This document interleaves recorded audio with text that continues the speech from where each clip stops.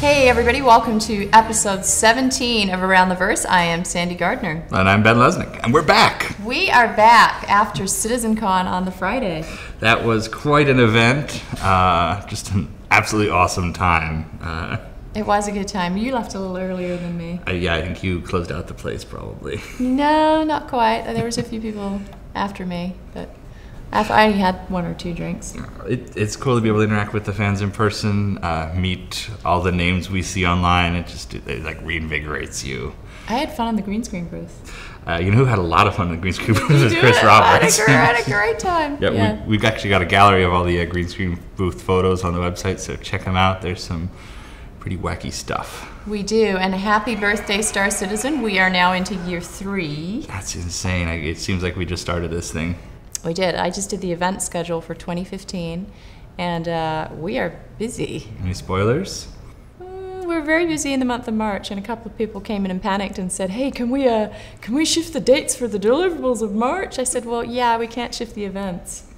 It can't really ring, on South by Southwest or." Those same people came to me and they were, "Oh, can you talk to Sandy? We can't do all this." And we're gonna do it. Not much we can do. So the month of March is a very busy month. So if you're planning on taking some PTO, I am not. No, I don't think I ever get PTO. No, neither do you. We don't. I know it's wherever we are, we're on our emails. It's terrible. October has been a crazy month too, though. You guys saw all the news over the weekend. We showed off the very first Persistent Universe demo. I think that wowed a lot of people. It did. It wowed me. I was like speechless. I was like, wow. No, it was really impressive. Sean Tracy, I guess I didn't realize it was going to be that, so I thought it was. Yeah, I kind of saw it spin up from just maybe we show off a little, and the guys in Austin, the guys at Behavior did an amazing job putting that together. In fact, why don't you guys check out a clip?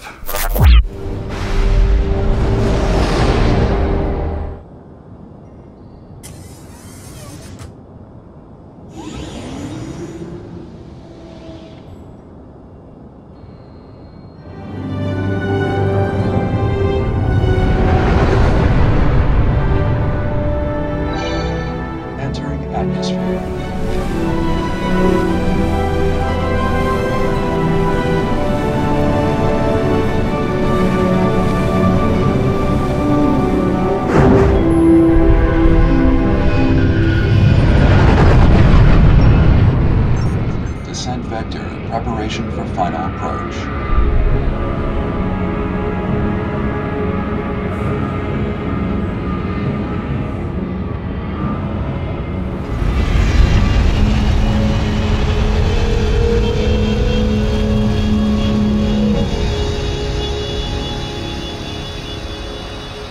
Enjoy your stay on ArcCorp.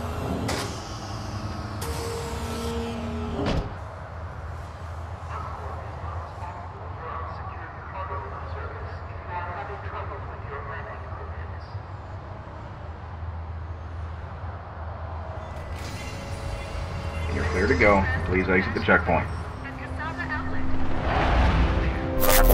Pretty cool. It is super cool. And I'm hoping that we now have it in 1080p, right? Yes, it is 1080p now.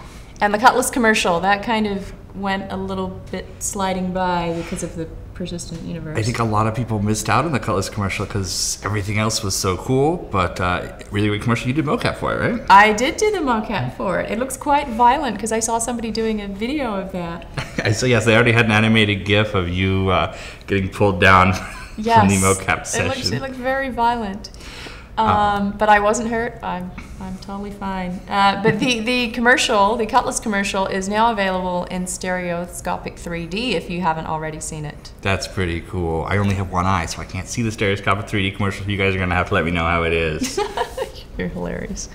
But Cutlass variants are now available. You got a couple more days. You can pick up the limited edition Cutlass Blue. That's the police version. It's gonna have all sorts of cool gameplay implications, whether you're posing as a cop or actually serving as one. I have that one. Also, yeah, it's also good for bounty hunters. We also have the red, which is the medic Cutlass. It's going to have a bed in the back for healing injured backers. And material for search and rescue operations. And of course there's the classic Cutlass Black, which is the legitimate businessman pirate. I have that too. I have the blue and the black. But you have an 890 jump. Do you have an 890 jump? I do not have an 890 jump. My wife would not be happy with me. But thank you everybody who did pick up an 890 jump. That was actually one of my favorite ship reveals. I thought that show us the brochure. I thought this brochure turned out really, really cool. And David Ladyman, Ryan Archer, the guys at Behavior went above and beyond. It's fantastic. My favorite part is, in fact, it was like 2 days before we were going to launch. I think I mentioned in an email thread, oh, wouldn't it be cool if we had like Franz Josef style deck plans? Maybe we can do that for the next cap ship. And of course, Chris Roberts, here's an idea like that. It's like, no, we have to do it. And now, to their credit, Behavior did these, which are fantastic. Very nice. Do we have a few spares, right? We should maybe send a couple out to some lucky fans. Yeah, we do have some spares. In fact, the first 10 people who hashtag 890 jump on Twitter, or who post to a thread titled I want an 890 brochure on the forums, will get their own physical copy of the brochure. We should get it signed. We have it signed too by a few of us folks. All right, what else is happening? Lots is happening. We hit 57 and 58 million in crowdfunding. You guys probably just saw Chris's letter with the cool video of the UK ships. It was a big week. It was a really big week. I wonder if we get in the Guinness Book of Records again. I don't think anybody's going to overtake us at this point. I don't know how they do that. I wonder if they call us up, or I guess they can just look us up on the website. So let's talk about news from around the verse.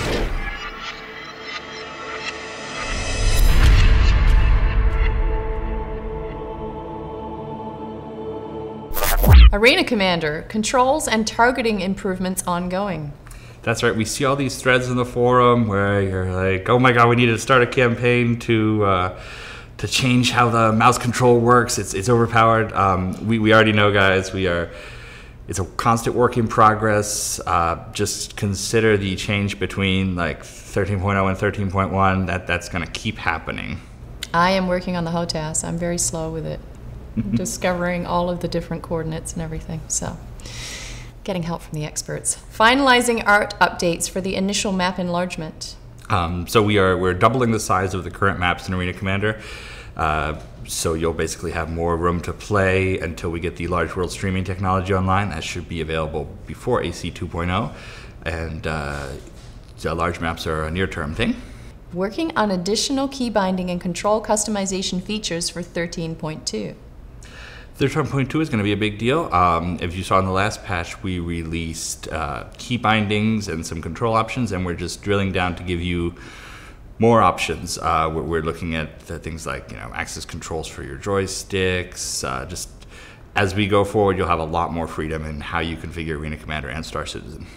Squadron 42, which I'm really excited about. Designers continued ongoing work on Mission 4.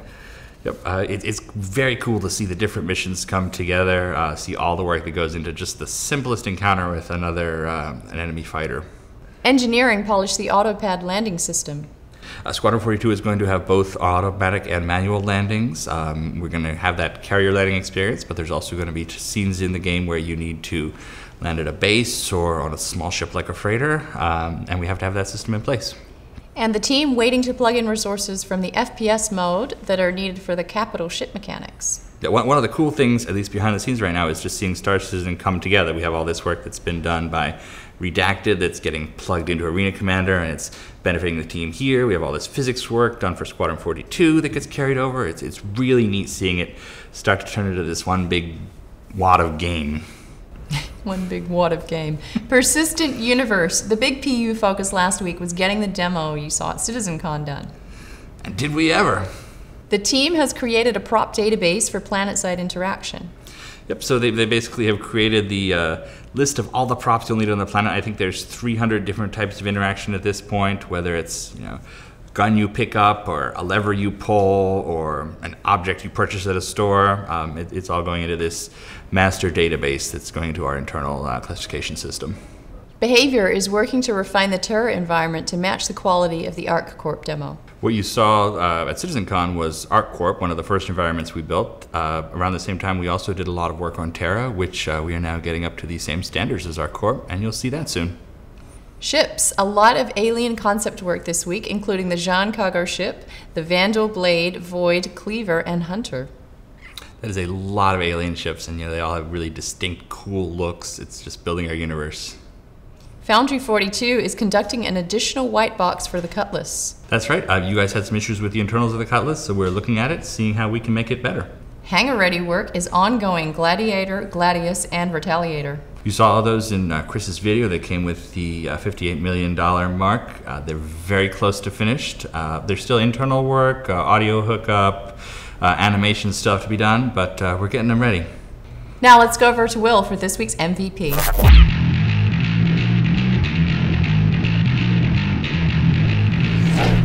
Hey everybody, I'm lead moderator Will, here to bring you this week's MVP. This week's MVP goes to Deadly Force for his custom computer case based on Revel in New York. From the wood grain to the Revel in New York logo, this case looks amazing. So thank you very much, Deadly Force, for this week's MVP. Thanks, Will, and thanks to all the fans out there. So, Sandy, how are you recovering from CitizenCon? I am still recovering. I always think I'm not going to get stressed out for these things, but I do. And we went on time. Amazing, right? That's amazing. That helped. However, it's just the lead up to everything, and it takes a lot out of you. Yeah, taking people around on the weekend because Aaron was here until Sunday. Chris Smith was around. Sean Tracy. Just there's a lot of it's. Actually, I remember I got a call from Dennis Daniel, our IT guy, on Saturday. It's like, all the Austin guys are locked out of the office. They need their bags for their flight. Can you go down and let them in? Oh boy, and that was at 6 a.m. in the morning. Now over to Chelsea and Alexis for the CS update. Hi and welcome to customer service. My name's Chelsea. And I'm Alexis. This week we'd like to update you about the Cutlass Blue upgrade. If you purchased one and you're wondering where your bonus items are, they're going to be attributed to your account shortly. So just be patient and they'll be in your package soon. And I have an update on the dog tags for everyone. They are finally out of production and will be shipping very soon. We'd also like to say thanks for some very cool fan gifts that we've received recently. Thanks to the Brown Coats for these awesome patches, and thank you to Fuzzer for making a donation to the World Land Trust on behalf of CIG. Also, thank you to Quicksilver for the extra Groat Stroop waffles you sent, and Damo for the Chocolatiers table from Hotel Chocolate. Thank you very much, guys. Thanks, ladies, and now it's time for everybody's favorite, Bug Smashers. Hey everyone, welcome back to Are You the Bug, where bugs compete for their chance to meet their perfect smash. What was the first part?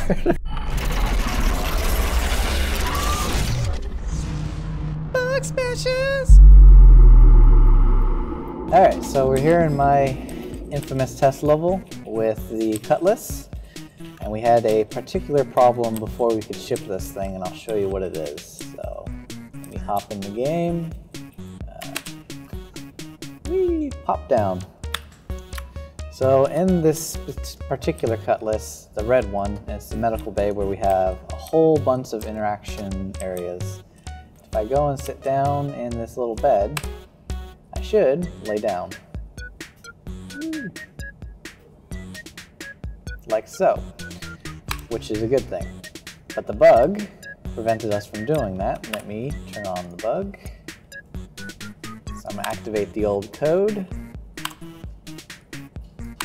And I got a cool thing here also. We just got Recode, which allows me to edit code on the fly, recompile, and I'm still in the game. So I can show you what we're changing a lot faster. So we let Recode go, building, building, building. And it's done. And I'm still in the same game, but in all new code. Alright, so let's get in the seat now and see what happens when the bug activates. Haha, I'm in the middle of the ship. That was an unusual case, mostly because everyone for the longest time thought it was asset issues and not code. And what was particularly interesting about the Cutlass is, here's the XML, and these are all of the actions. So they start here, and just look at all of them. And we're still going, there we go, now we hit the end. There were, I think, about 27 actions, so this is the first ship where we had that many. And these actions are anything from opening up doors when you hit a button to sitting inside of a seat or laying down in a seat. When you activate the seat, it will send in saying we're going to use a helper and sit at this position, so when you lay down it will teleport you seamlessly after and before the animation. But when we sit down here, we're teleporting at the origin. So what we're going to do is go to our seat action enter, turn on my 2 breakpoints, and go through what was happening. So enter the game. So here I'm getting called to see, when I look at a seat action, it determines what that action is and if I could sit down. In this case, I can sit down. So it sets up some parameters. In this case, it's setting up, actually this one is, seat 9.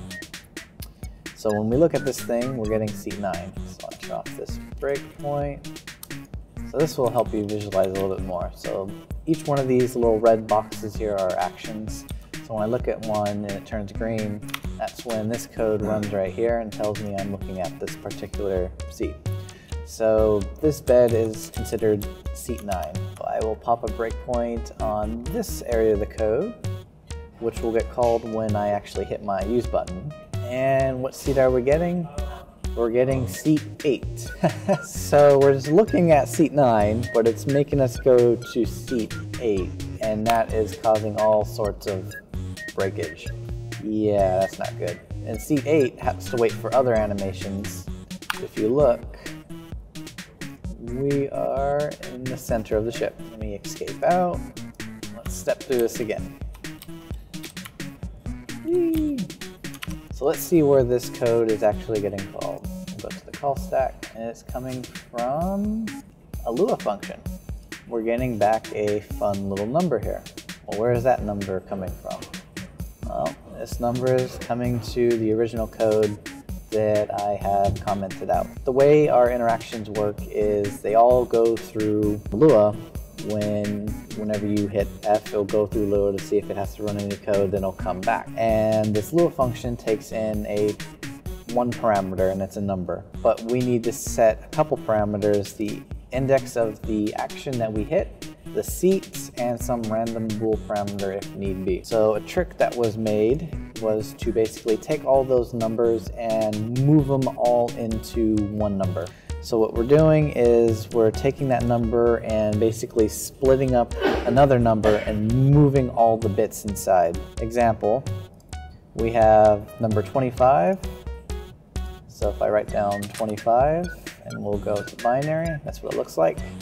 And we're going to move it over 20 times. So that's what our number looks like now with 20. And then it does the same thing with the bool. Since that's false, it leaves that at that number. So we get this crazy, huge, gigantic number. I did it! I did it! So when we come back here, the Lua code comes and we get 26214409.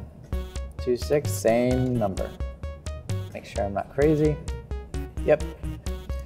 So we're just taking, 3 numbers, shoving them into one number. Now you do lose how high each of those numbers can get, but we're not going to go into crazy high numbers in those individual sections. So we'll send it off to Lua, and that was our number.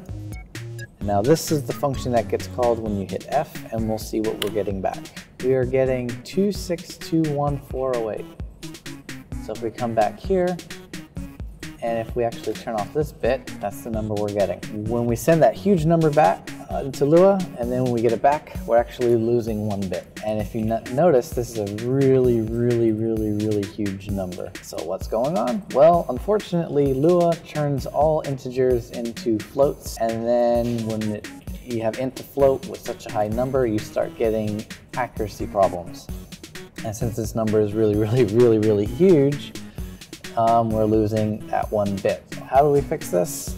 Actually, quite simply. So before, we were taking this index, which could have 32 minus 20, it could have 12 basically bits of precision. And then this bool has 1, and then this int parameter has 20. And those are really, really large numbers. I believe it was around 23 bits when floating point into float starts losing precision.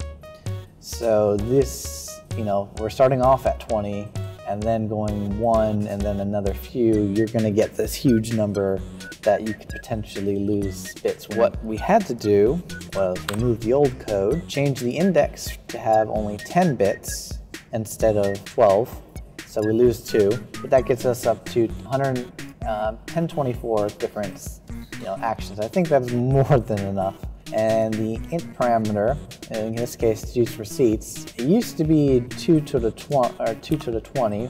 That gets us a wide range, but we're not going to have that many seats. So after talking to Dan, he agreed that about 256 seats are fine, so capped at 8 bits. And the bool param is still 1 bit, so that's all fine. With those low bits things, we now could do a little bit of masking and then some shifting. So masking will make sure that we're within that bit limit, and then we'll shift over to make sure that we put the numbers in correctly like before. Now this will turn those 3 numbers into 1, and now we want to fix the code that will basically decode that 1 number into all 3. So basically going to revert. So in this case, we do the reverse shifting, then masking, and we should get our numbers back. So we're getting 18, we're getting a completely no number now compared to our old huge number. Now we have a much smaller number than that huge one that spanned all the way over here. So when we convert it to float, when we get it back, it should be the same number.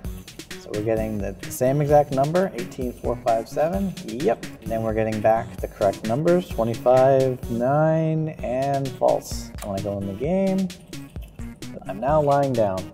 Yay! So that one caused a little fun headache. Who would have knew? Going to Lua with a large number, cannon to your seat. Science. Alright, so as you can see, we had a fun little bug with the Cutlass, and this hit us pretty much the week before we could ship out. The model and animations were all ready, and then when the tech designer started putting in all the seats, they were testing them out, they were working, and then all of a sudden they add a few more and everything just broke. And it was just like, what's going on? And this was what's going to happen as we build bigger and bigger ships. Who would have knew that, some random call somewhere in the code is going to Lua, getting a result back, and it's off by 1 little tiny bit, causing chaos everywhere. And that's part of the daily life of game design, where one thing here could influence everything just by adding 1 or 2 more things. It's always exciting, and I'm glad to share it with you guys. What was the next part? Hey community, I got some questions for you. I saw on the forums that a couple of you were like, oh, this is too too quick, or oh, this is too long, or it's too boring, or it's too in-depth. I want to know what you guys think. Should we want the show to be shorter, longer? Do you want to see more in-depth pieces, less in-depth pieces? Do you want to see more code breakage, more technical breakage? What type of stuff do you want to see? It could be anything from very particular weird memory things that have no influence on the game other than random crashes, to technical details like we saw today where one thing in Lua could break seats in entering. So I just want to know what you guys think, any ideas, suggestions, and let us know.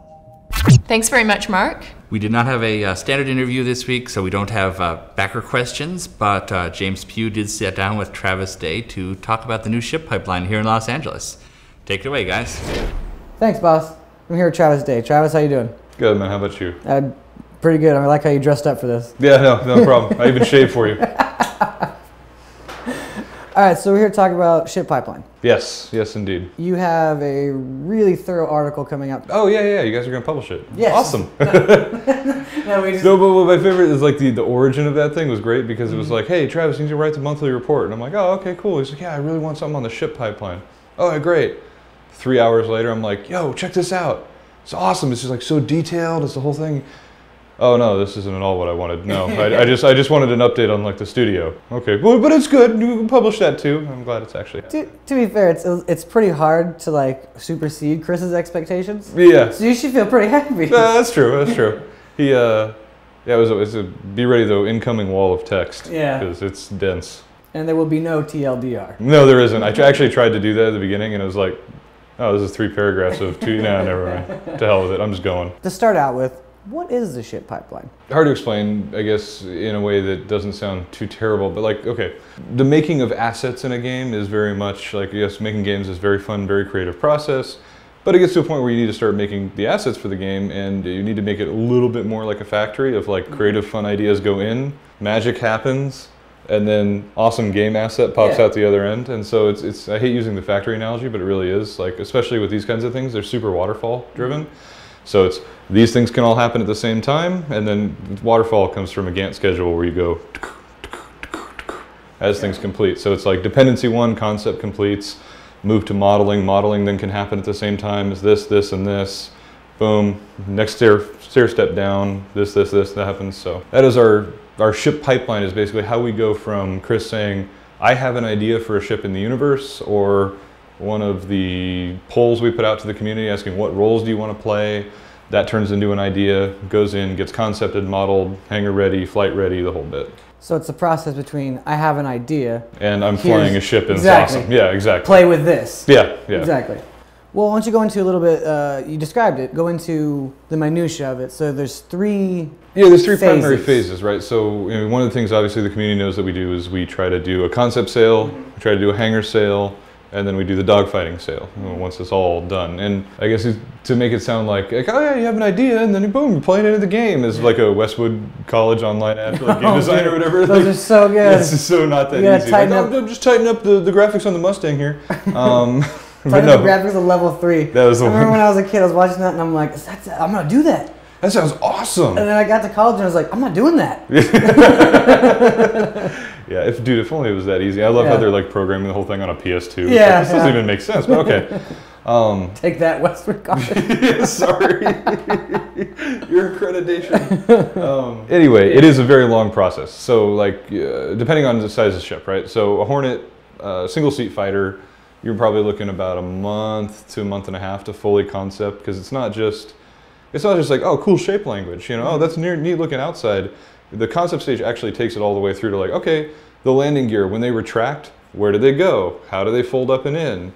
If it has like the Reclaimer's big claw arm, we've spent like a good amount of time just figuring out how does it extend? What are the little bits that come off of it? What is the crane operator's field of view like? How do you get things from out on the tip of it back into it? What is it kind of analogous to? And all figuring out all this stuff. The stuff that you just, I mean, at least I don't think don't think about at the time. Yeah, and historically you never would in a game. Like if you look at a battlefield tank, for example, you walk up, you press E, and you're in the tank, and you're like, woo! We don't have to think about like, oh, how does the suspension on the treads move?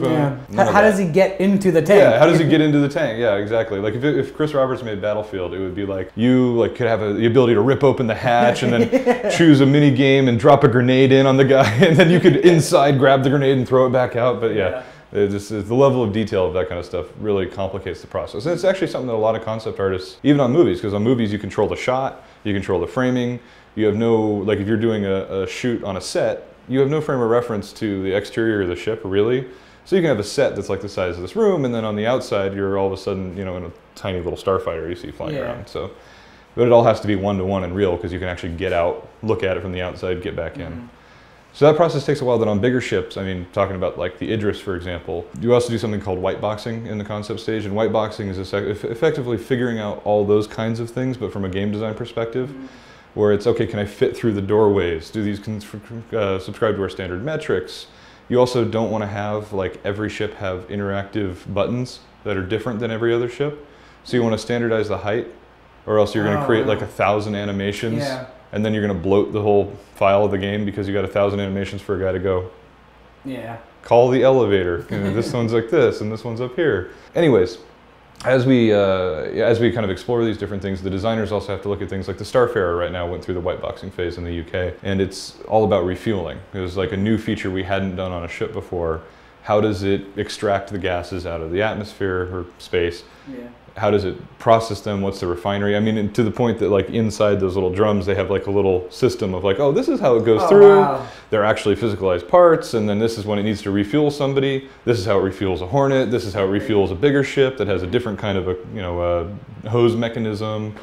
So there's all these nuances that are more game design driven and less visually how does it articulate or work driven.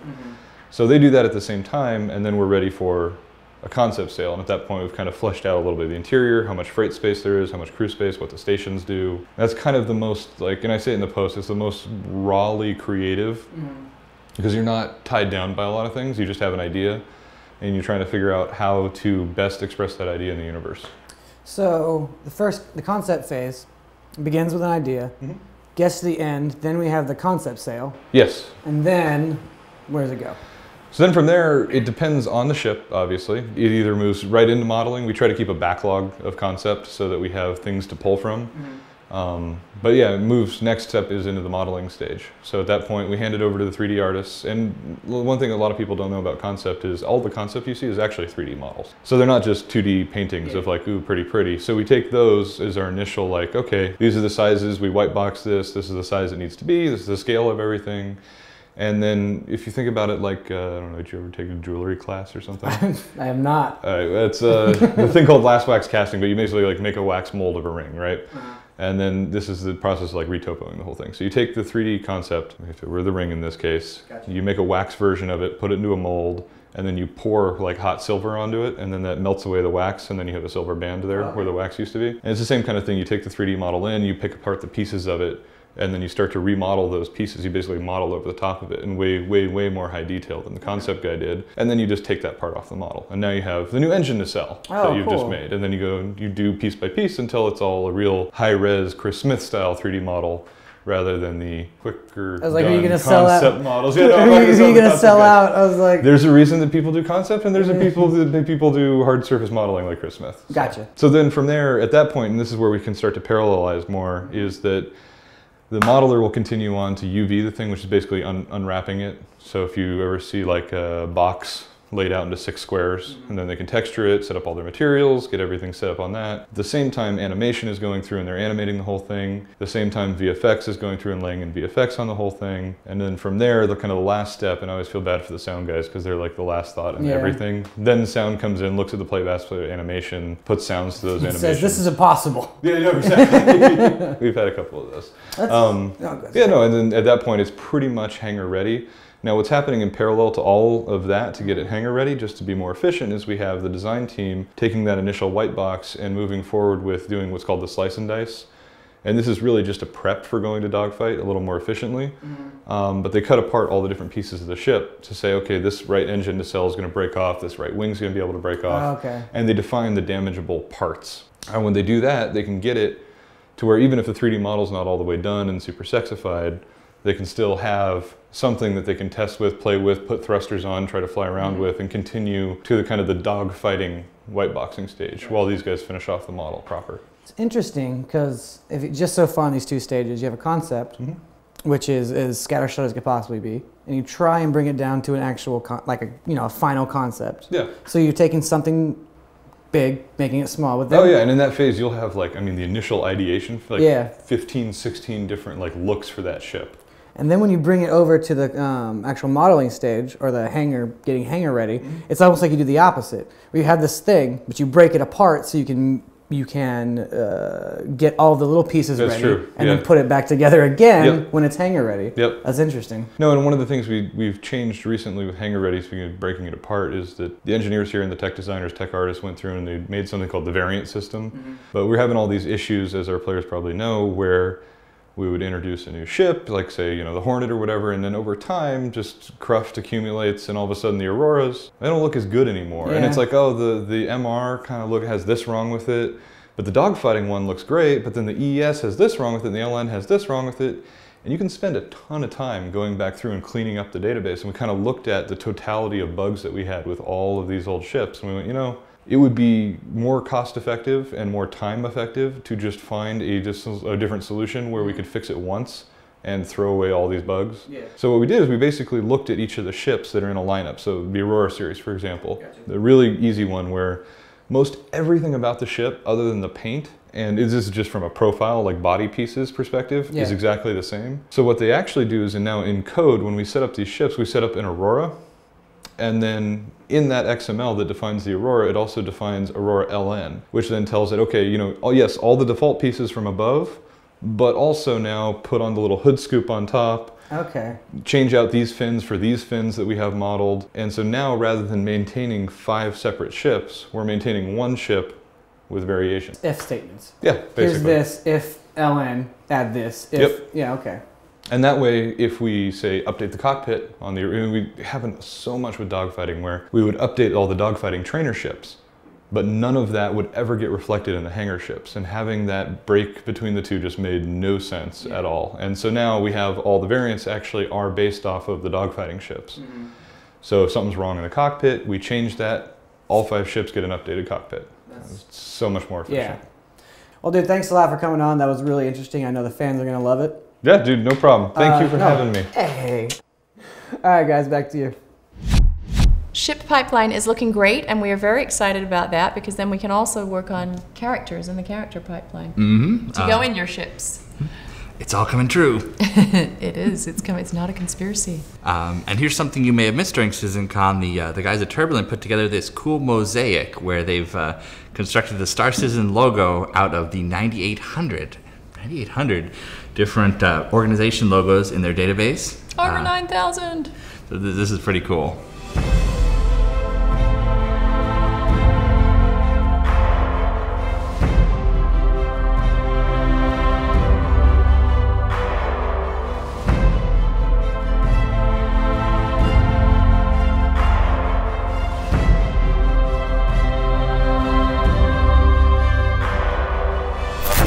Wow, we're pleased to announce the Origin 325A is going to be flyable in Arena Commander starting tomorrow. That's right. If you have a 325A, after the patch tomorrow, you'll be able to fly it. If you want to pick up a 325A, they are still available in the store. It's really exciting because all the ships are going to start becoming flyable and getting in the hangar, and it's moving along. I've seen the schedule that they're all coming in the near future. And now it's time for an art sneak peek. Check these out.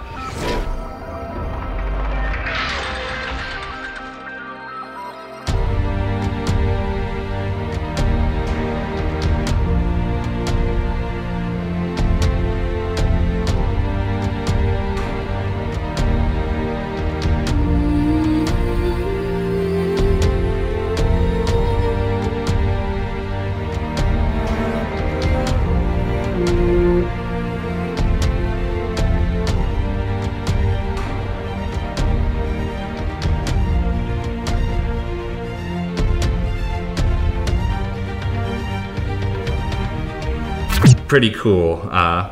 Well, that's it for Around the Verse. Join us next week when our interview will be our appropriately named rigger, John Riggs. And I'm going to watch that because I don't quite know what a rigger is. And you can post your questions for John on our forums. Yes, you can. And thank you for all of you for watching, and thank you to the subscribers for making this possible. See you around the verse.